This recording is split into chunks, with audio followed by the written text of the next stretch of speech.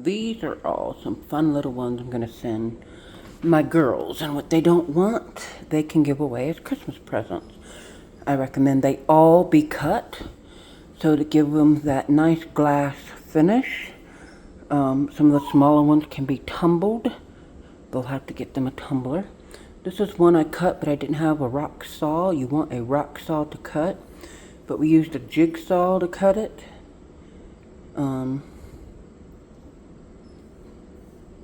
And it gave it that chalky, and you don't want chalky, you want a nice glass professional finish, which you have to have a rock saw to do. But there's little crystals all through it, and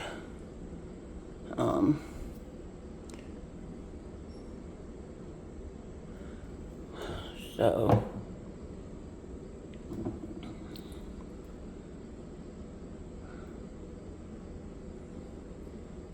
just figured they'd like to play with these and learn about rocks and crystals and cut them. And I marked these for where you'd want to cut to get a nice glass finish. And then if you want to risk ruining the crystal in there that you can already see, you would cut right down that vein right there. That vein goes all the way around, which means there could be really good crystals inside it, but you wouldn't have much of a rock left. So if you like it like that, it's better to look at it like that. Or you can go in and cut that on that vein and take the risk of not having as big of a piece of rock and it not being as great on the inside as we're hoping it would be. Same thing here. Lots of different color crystal going on in it. Gold specks. I went ahead and marked it for where it would be a good spot to cut it. Some prism in there.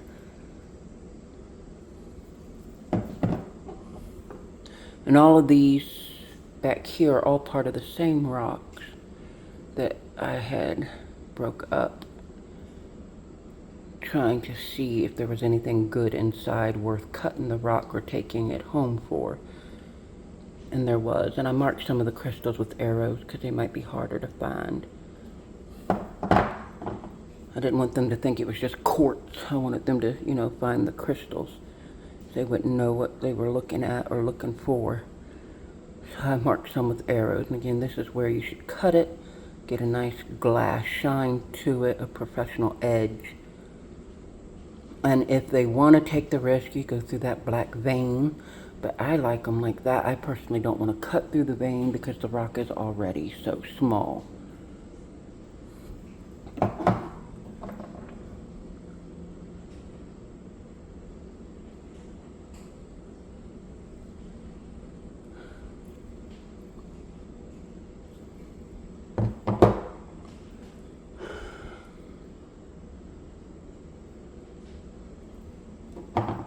And all of them should be cut. They should all be cut.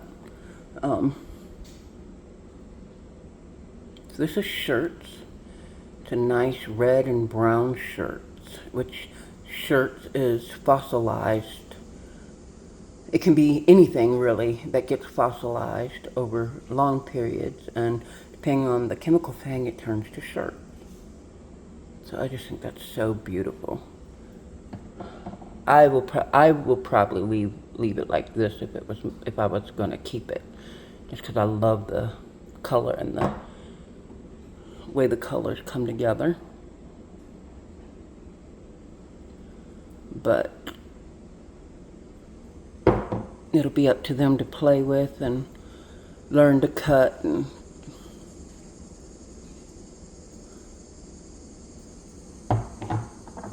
if that's what they want to do, or keep them like they are.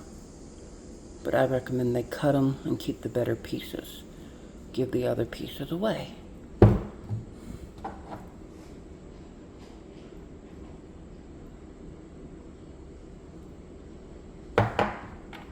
This is another shirt, which shirts again is type of fossilized rock.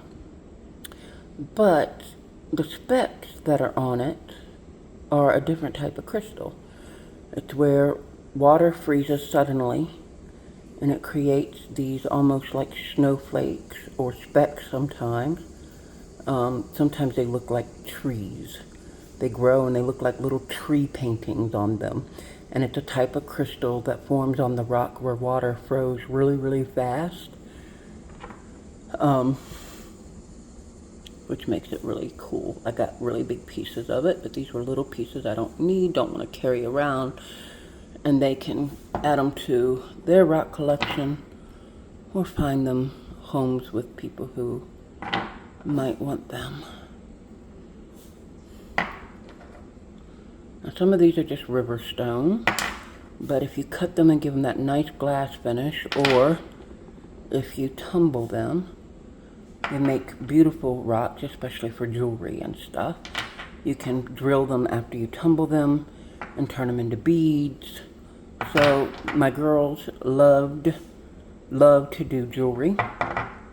So I thought they would have fun getting a little tumbler, tumbling these rocks and turning them into little beads for the jewelry that they like to make. This is also a shirt. It's got a lot of amazing color in it. I love it. Love it, love it, love it. Make great jewelry pieces. They could break that into a bunch of little pieces and then tumble it. Or actually, this shirts will kind of fall apart and flake really easily. So actually, it's better probably not to tumble the shirts. But they can take a hand drill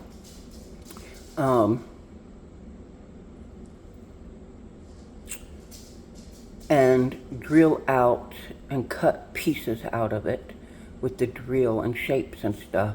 They could turn this into a little heart for a little necklace with that red and all that pretty in there. So I just thought they would like these to play with. This is more, looks kind of like snowflakes or trees starting to grow on that. You see the shape of it? That's that crystal, that's crystal on top. It's where water froze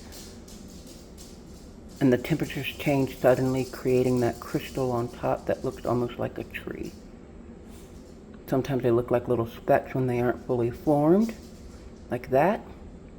All those little specks is where it started, but when they fully form, they make all those little tree imprints. So you see little brown ones right there, black one right there. Here's a bunch of brown ones. And it almost looks like frozen snowflakes into the rock. And the better they are, the clearer they are, the more it's worth, the more valuable it is. So, when they're not too good, then they're not that valuable. But look at all those little tree imprints, little snowflake imprints like. So that makes good jewelry pieces too. Only thing is it doesn't go deep, so it's only surface, so they don't want to sand it or drill it too much because they'll lose those little snowflakes. But they can play with it and figure it out. Here's another little piece of it. What do they call it? Dendron? Is it called dendron crystal? I can't remember what it's called. Dendron crystal, something like that. I don't know. I can't remember.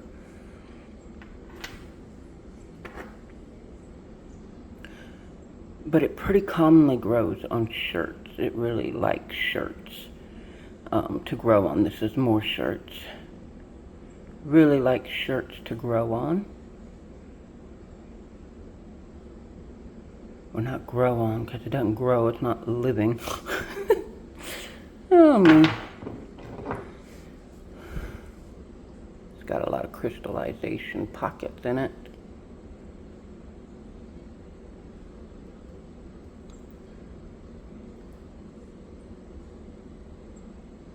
And see, that crystal has lines in it. Look at that. That's fantastic. Look at those lines in that crystal that formed in it. I love looking at them with a magnifying glass. They don't look like much from a distance, but when you get up close on them, they're beautiful. I love it. I love appreciating the textures and stuff. More little.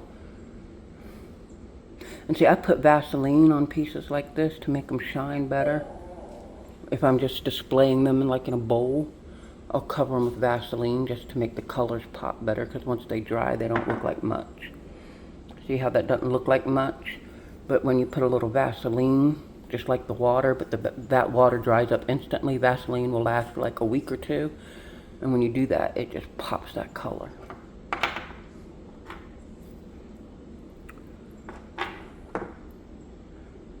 So here I did another little arrow because there's a tiny little crystal in there. They probably got some kids they could give them to. It's not worth much, but it, you know, a kid could start a rock collection. So if they didn't want it, they could give it to one of the kids they know, their friends' kids or something. And their friends' kids could start a rock collection.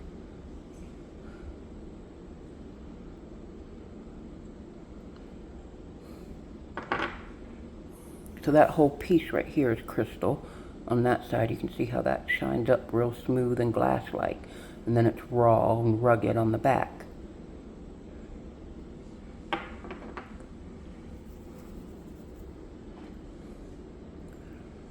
little bit of a druzy quartz on top right there. Crystal quartz, druzy crystal quartz.